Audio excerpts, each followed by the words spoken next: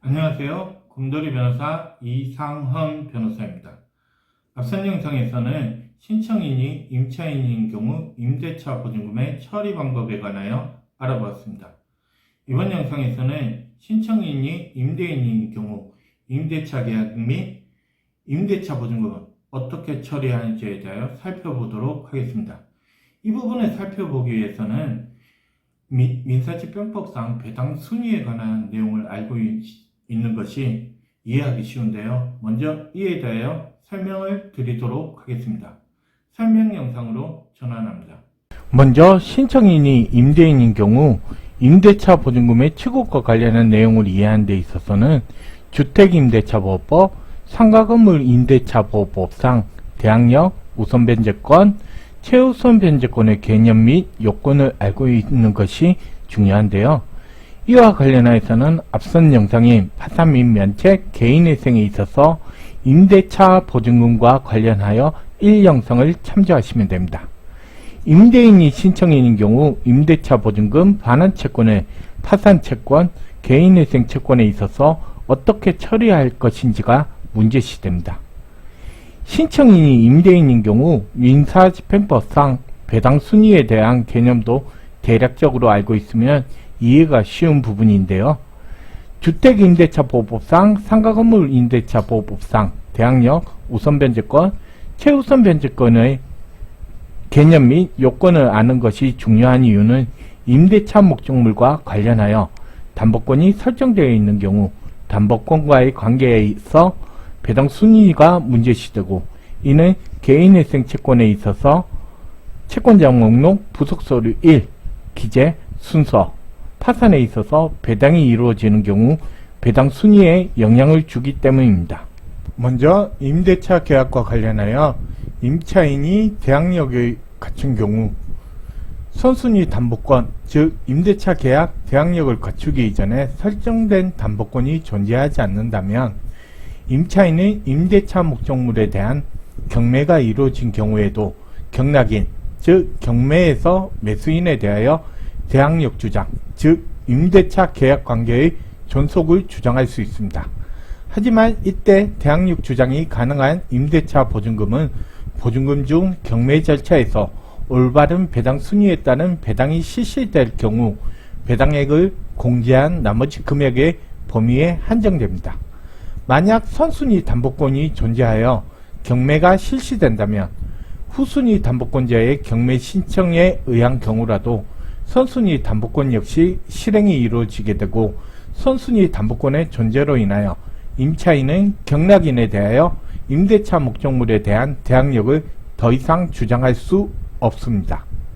즉 임대차에 있어서 대항력은 임대차 목적물의 양수인에게 임대차 계약의 존속을 주장할 수 있는지 여부의 문제라고 보시면 되겠습니다. 선순위 담보권이 존재한다고 하더라도 임차인이 주택임대차보호법, 상가건물임대차보호법상 최우선 변제권의 요건을 갖춘 경우에는 선순위 담보권이 존재한다고 하더라도 선순위 담보권에 앞서서 배당을 받을 수 있습니다.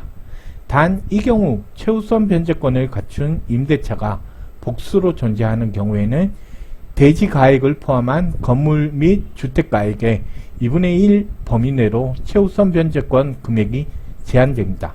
즉 최우선 변제권을 갖춘 임대차가 여러 개 있다면 건물 및 주택가액의 2분의 1의 범위 내에서 각 최우선 변제권이 인정되는 금액에 따라 배당을 받게 됩니다.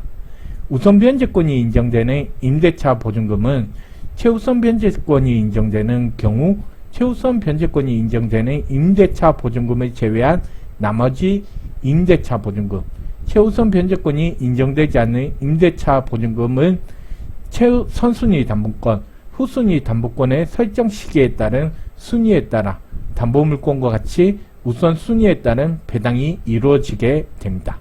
민사집행법에 따른 배당 순위와 관련한 민사집행법 책을 보면 압류 목적물에 관한 당해세와 저당권의 순위에 따라서 경우의 수를 나누고 있는데, 파산 및 면책, 개인회생에 있어서 조세채권은 파산재단채권, 개인회생 재단채권, 일반의 우선권이 있는 개인회생 채권에 해당하여 조세채권은 파산이나 개인회생에 있어서 별채권부 채권의 순위 확정에 있어서 고려 요소가 되지 않습니다. 그리고 민사집행법상 최우선 변제권이 인정되는 소액 임차 보증금과 같이 1순위로 인정되는 최종 3개월분 임금, 최종 3년간 임금, 재해보상금 채권, 근저당권보다는 후순위이나 다른 일반 채권에 우선하는 임금, 퇴직금, 그 밖에 근로관계로 말미암은 채권은 파산 및 면책 신청, 개인회생 신청에 있어서 재단 채권에 해당하고 4대 보험료의 경우 파산 및 면책 신청에 있어서 재단 채권, 개인회생에 있어서 일반의 우선권이 있는 개인회생 채권에 해당하여 역시 별채권 부채권의 순위 확정에 있어서 고려 요소가 되지 않습니다.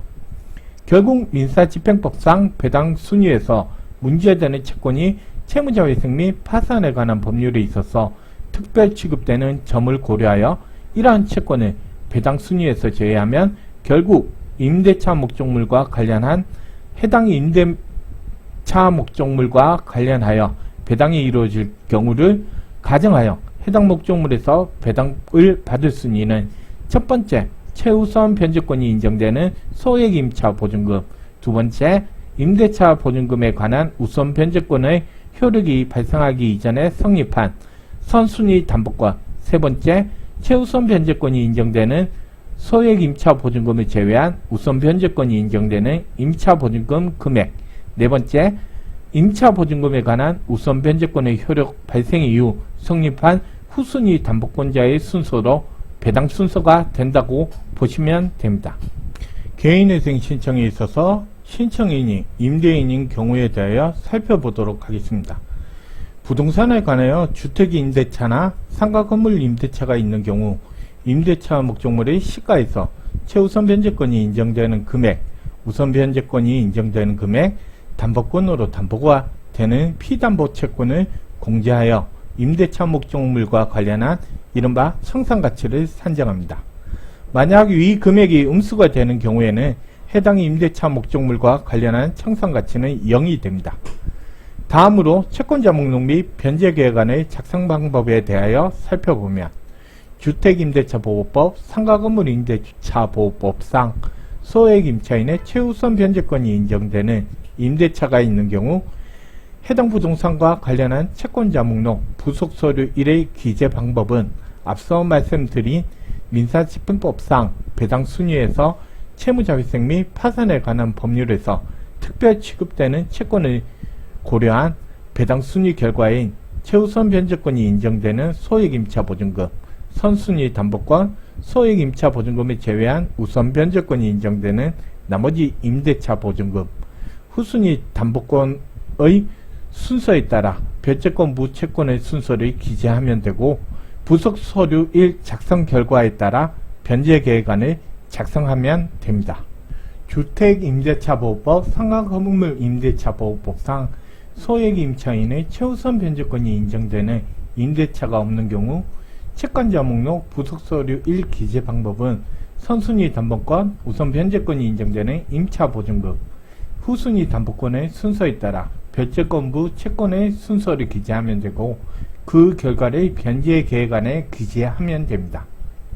인가 결정 후 어떻게 처리되는지는 법원에서 대항력, 우선 변제권의 존재 여부, 선순위 담보권 존재 여부 등에 따라서 법원에서 알아서 처리하므로 이 부분은 설명 대상에서 제외합니다. 단 법원의 처리 방법과 관련하여 임차인의 경우 임대인이 인가 결정을 받으면 소송의 제기나 강제 집행 신청을 할 수 없는 결과 경매 신청을 할 수 없는데 판례에 의하면 임차인의 임대차 보증금과 관련하여 별채권의 행사라도 만족받지 못할 채권액으로 기재된 금액은 면책의 효력이 미치게 되므로 임차인의 별채권 행사 방법은 없는 상황에서 면책의 효력이 미치는 문제점이 있어 이와 관련된 논의가 있다고 하네요. 다음으로 파산 및 면책 신청에 있어서 신청인이 임대인인 경우에 대하여 살펴보도록 하겠습니다. 먼저 파산관계인이 임대차 계약을 해지할 수 있는지에 대하여 살펴보면 임차인이 주택임대차보호법, 상가건물임대차보호법상 대항 요건을 갖춘 경우 채무자회생 및 파산에 관한 법률 제340조 제3항에서 파산관계인에게 쌍방미이행 상무계약에 관한 해제 또는 해지권을 인정한 채무자회생 및 파산에 관한 법률 제355조의 규정을 적용하지 않는다고 규정하고 있으므로 파산관계인은 임대차 계약을 해지할 수 없습니다. 임차인이 주택임대차보호법, 상가건물임대차보호법상 대항 요건을 갖추지 못한 경우에는 채무자회생 및 파산에 관한 법률 제355조 규정에 따라서 파산관계인은 임대차 계약의 해지가 가능합니다. 만약 임대차 계약이 해지된 경우 임대차 보증금 반환 채권을 어떻게 취급해야 하는지에 관하여 대법원 2017년 11월 9일 선고 2015-44274 판결은 임대차 보증금 반환 채권을 파산 선고 전에 임대차 계약에 기하여 생긴 채권에 해당한다고 보아 파산 채권으로 보고 있는 것으로 보이고, 이러한 임대차 계약에 관하여 대항 요건 및 확정일자를 갖춘 경우, 즉 우선 변제권의 요건을 갖춘 경우 파산 절차에서 변제권자의 지위에 준하는 것으로 보았습니다.